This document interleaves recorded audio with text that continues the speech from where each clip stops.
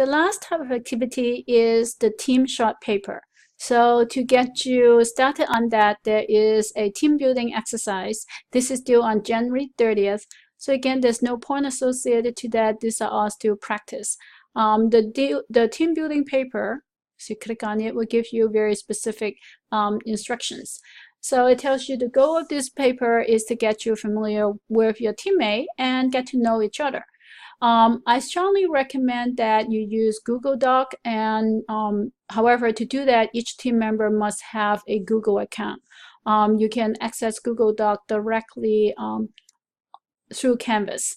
If your team come up with an alternate way to collaborate and it works for every team member, that I will accept that as well. However, I strongly encourage that you need to come to a consensus during this exercise.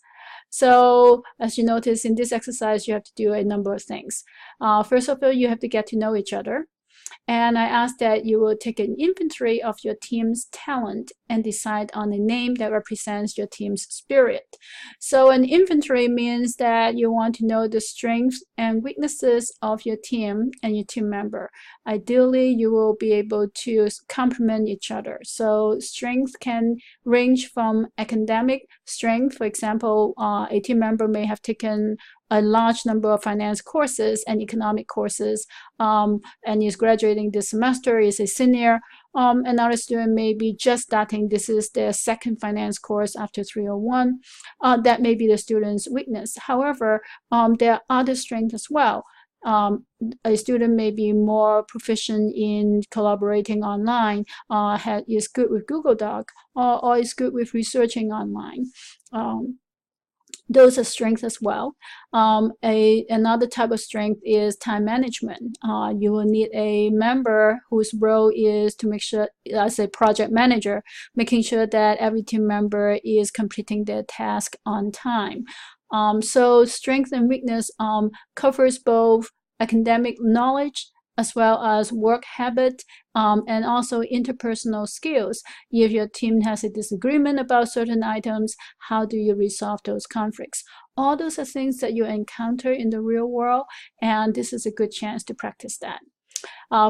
And this leads to the decision process. How do you make decisions as a team? The best decision process is through discussion. So your team, if all of you are on campus, you can choose to meet in person. However, you also, because this is an online class, of course, you can collaborate online as well. Again, conflict resolution is a very important part of working together as a team. I am available as a resource. If your team does encounter difficulties, please come see me in person or email me, and I have worked with students in teams many years, and I am usually able to help a team collaborate successfully, and everybody benefits. So to jump to more concrete, what you need to do, so that 4 things you need to turn in for this exercise. Describe how your team make the decision on your name. So of course you have to give me the team name as well. So and the team name cannot be team 1, team 2, team 3. As you notice, those are the team names that I've assigned to you. Describe your team spirit, and also what are the strengths, the academic content, technical skills, work experience that I described earlier. Finally, this is very important. I want you to make a table of the roles and responsibility for each team member for each of the 4 papers. So create a table. So paper 1, member 1 will do the following. So the role typically may include the person who will submit the paper, the person who is the project manager to make sure that everything is on time, the person who initiate the discussion, the person who do the final editing, for example, that make the entire paper sound with one voice. So you do not have to do that for this particular exercise, but you need to think ahead. So the most important roles I can think of are time management, final editing, and also making sure that the final submission is done. Okay. Now that you, so after you have completed the team building paper, let's take a look at the first real short paper assignment that you will be working on. So let's go take a look at Module 1. So again, Module 1 has 3 chapters. At the end of Chapter 3, we have 2 application activity. So one is the short paper. So notice that since you have already everybody has done the discussion, so your goal is to synthesize the interest rate forecast from the first discussion and come to a consensus within your team. So the things that you need to turn in, the definition of the terms, those should be just simple copy and paste, because every single team member would have looked up the definition in order to contribute to this discussion. And then also create a table to show how increase and decrease in each factor affect the demand and supply of loanable funds. So this is from the chapter itself. So the table is created for you. Each paper will have different length of preparation I am doing for each team.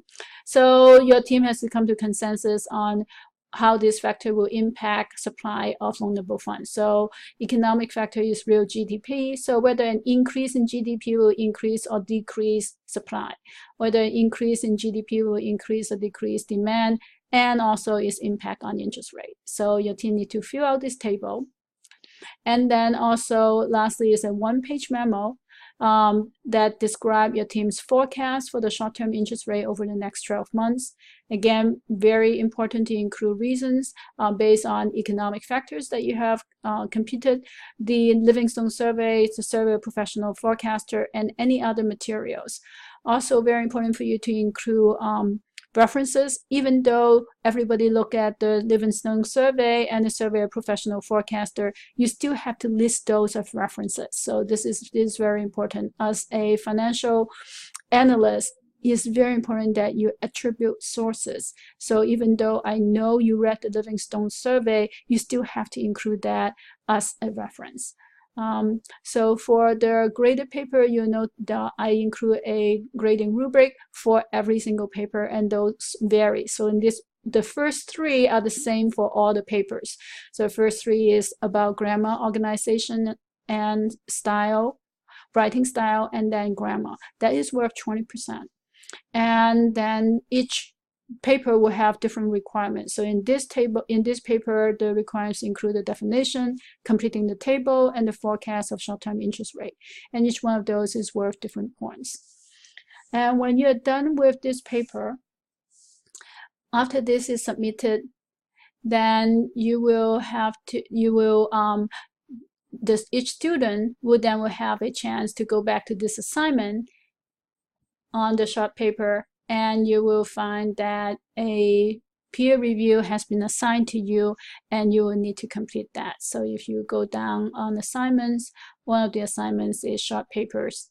And when you go there, you'll be able to find the peer review assigned to you. Good luck, and I look forward to seeing all your discussions and submissions.